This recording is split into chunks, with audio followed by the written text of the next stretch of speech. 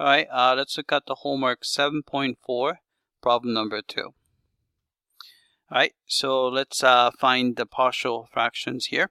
So you have a 7x squared plus 2x minus 7 over.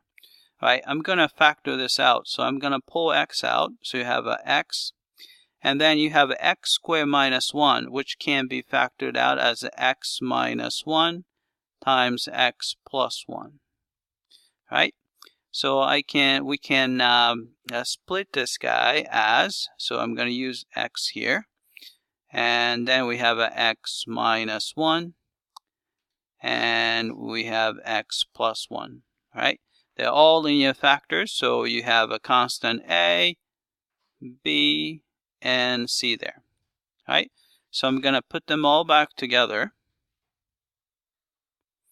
All right, so you have x times x minus 1 times x plus 1. All right, so if we have a, so in order to get to that common denominator, we would have to multiply by x minus 1 and x plus 1. All right, b, we need another x and also x plus 1. All right, and c, we need to have x, and I'm going to write that x, and also x minus 1. All right, then we can just plug in some convenient x values to find a, b, and c. So let's do that. All right, here I'm going to try. So let's see. I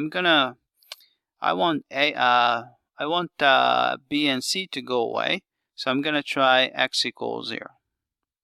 Right?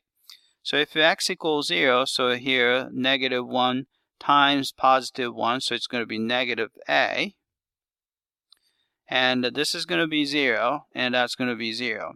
And then this has to be equal to, if you plug in 0 here and 0 there, you have negative 7.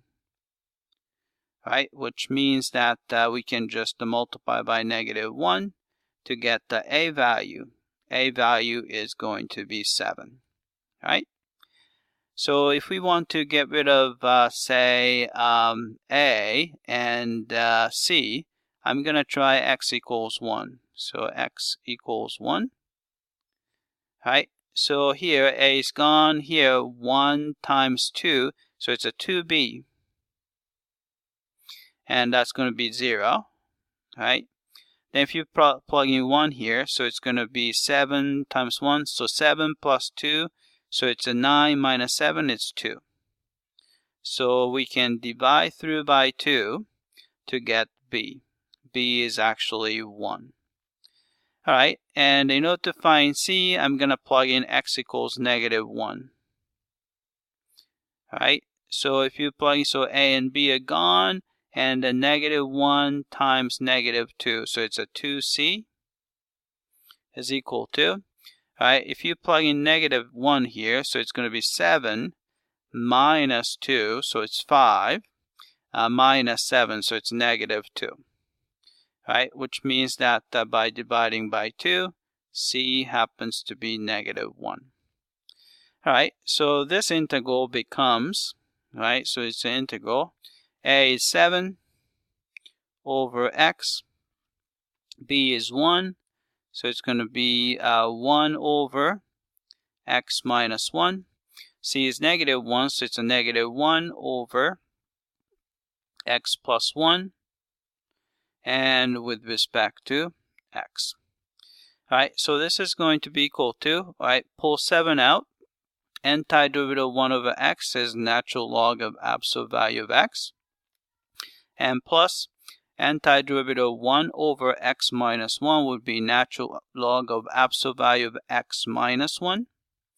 Right? And a minus of a natural log of x plus 1 plus some constant c. All right? So we got that. And if you want, we can put all these guys together. Maybe we can probably do that. So this is going to be, all right, we can put the 7 up here as a power, then we can, addition becomes a multiplication, subtraction becomes a division. So we have natural log of, then we have an absolute value there, right? Then you can put the x to the 7th power, so that's from the first term, right, times x minus 1, right? Then we're going to have to divide by, since it's a negative sign, x plus 1. Then you have a plus some constancy, right? So let's type this guy in, and hopefully the system will like that. All right, so this is going to be, we have a natural log of, right, then you have an absolute value here, then we have a fraction, so we have x to the 7th power, and times x minus 1, and divided by x plus 1, then parenthesis and plus some constant c. Alright, so let's check the answer. Submit for testing. Alright, I came back and it looks like we got this one correctly. Alright, that's it. I hope that this was clear.